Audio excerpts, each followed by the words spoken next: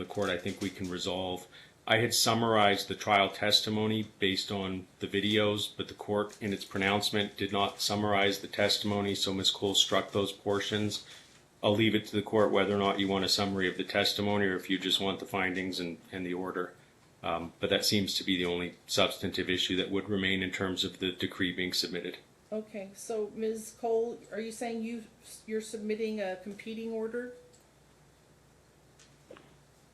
If you would like me to, That's what the rules say. If you don't agree, you either sign it or you submit your own proposed order. So Mr. Schoenfeld, go ahead and submit your proposed order and indicate on her line that she declined to sign.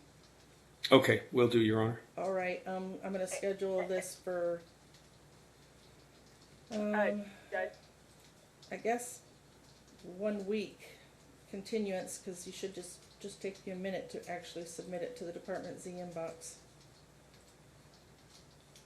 And is there, I don't show that there's any future hearings. There's nothing currently pending in this case, is that correct? That's correct, Your Honor. All right, so very good. So please go ahead and submit that to the Department Z inbox, and upon entry of the order, the case shall be closed. Thank you, Your Honor. Are you asking me to submit a version of the decree, Judge? No. I mean, you can if you want to, but I think that that's the rules. If you don't like theirs, then you have to prepare your own, and he says he sent it 30 days ago. I understand that. So as I explained to Mr. Schoenfeld, I had COVID, and then I was extremely busy over the holidays. Your order from the last hearing said that I had that much time to review it, and then it also said specifically in your order that I was to be given extra time if needed because of the holidays. So I think that's why I scheduled it. That's why I scheduled it. The hearing was November 22nd. That's why I scheduled it for today, January 9th. That was the extra time.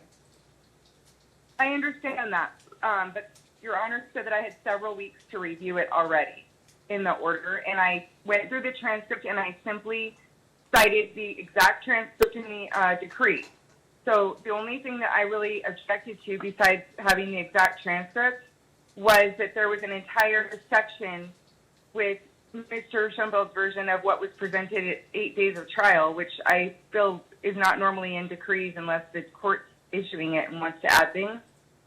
So I just struck that. The rest is just simply your findings and your orders, just the same way every normal decree would be, plus the jurisdictional section.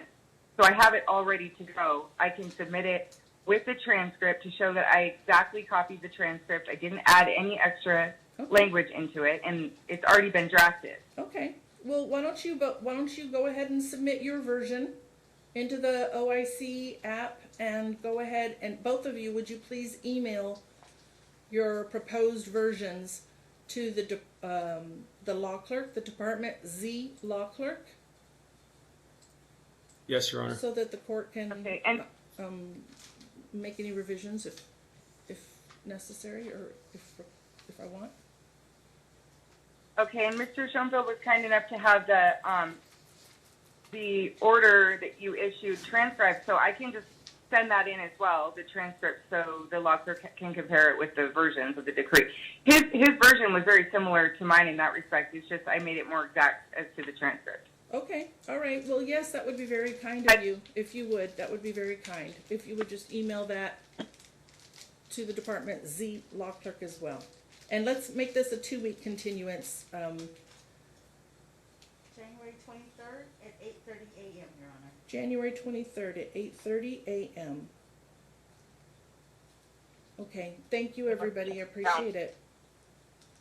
Thank you, Your Honor. Have a nice day. All right, y'all too. Bye-bye.